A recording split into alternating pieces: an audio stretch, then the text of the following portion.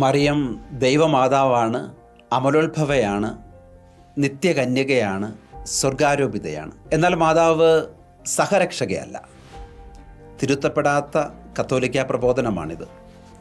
മറിയത്തെ ഇത്രമേൽ വിലമതിക്കുന്ന കത്തോലിക്ക സഭ എന്തുകൊണ്ടാണ് എല്ലാ കാലത്തും ഇത്തരമൊരു നിലപാടെടുക്കുന്നത്? ഈശോ മിശിഹായാണ് ഏകരക്ഷകൻ എന്നും മിശിഹായുടെ മനുഷ്യാവതാരവും പരിത്രാണ രഹസ്യങ്ങളുമാണ് മനുഷ്യരക്ഷ സാധ്യമാക്കിയതെന്നും എല്ലാ കാലത്തും തിരുസഭ വ്യക്തതയോടെ പ്രഖ്യാപിക്കുന്നു. മിശിഹായിലൂടെ യാഥാർത്ഥ്യമാകുകയും പൂർത്തീകരിക്കുകയും ചെയ്ത രക്ഷാകര കർമ്മത്തിന് മറ്റാരുടെയും സഹായമോ പങ്കാളിത്തമോ ആവശ്യമില്ല. മറിയം സഹരക്ഷകയാണ് എന്ന് പറയുമ്പോൾ മിശിഹായുടെ രക്ഷാകർമ്മം അതിൽ തന്നെ അപൂർണമാണെന്നോ മറിയത്തിൻ്റെ സഹായം കൂടാതെ അത് സാധ്യമാവുകയില്ലായിരുന്നുവെന്നോ കരുതപ്പെടാനുള്ള സാധ്യതയുണ്ട്.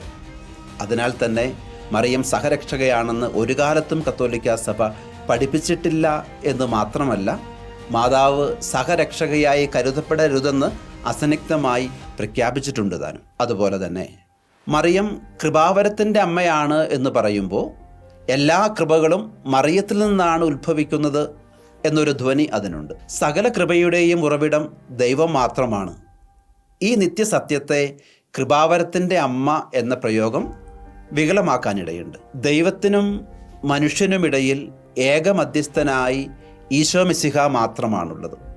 മിശിഹായുടെ ഏകമധ്യസ്ഥത്തിന് സമാനമായി മാതാവിനെ അവതരിപ്പിക്കരുത് എന്നതാണ് തിരുസഭയുടെ ബോധ്യം. മാതാവിന് നമുക്ക് വേണ്ടി മാധ്യസ്ഥം അപേക്ഷിക്കുവാൻ കഴിയുമെന്നതും അവൾ മധ്യസ്ഥയാണ് എന്നതും ദൈവശാസ്ത്രപരമായി വലിയ വ്യത്യാസമുള്ള പരാമർശങ്ങളാണ്. ഈശോ മിശിഹ ഏകമധ്യസ്ഥനായിരിക്കുന്നത് അവിടുന്ന് ഒരേ സമയം പൂർണ്ണ ദൈവവും പൂർണ്ണ മനുഷ്യനുമാണ് എന്നതുകൊണ്ടാണ്. ദൈവത്വത്തിൻ്റെയും മനുഷ്യാവസ്ഥയുടെയും മധ്യസ്ഥത പുലർത്തുന്ന മറ്റാരുമില്ല എന്നാണ് മിശിഹ ഏകമധ്യസ്ഥൻ എന്നതിൻ്റെ അർത്ഥം. എന്നാൽ മറിയവും വിശുദ്ധരും ജീവിച്ചിരിക്കുന്ന നമുക്ക് വേണ്ടി ദൈവസന്നിധിയിൽ മാധ്യസ്ഥം യാചിക്കുവാൻ കഴിവുള്ളവരാണെന്നും തിരുസഭയ്ക്കറിയാം.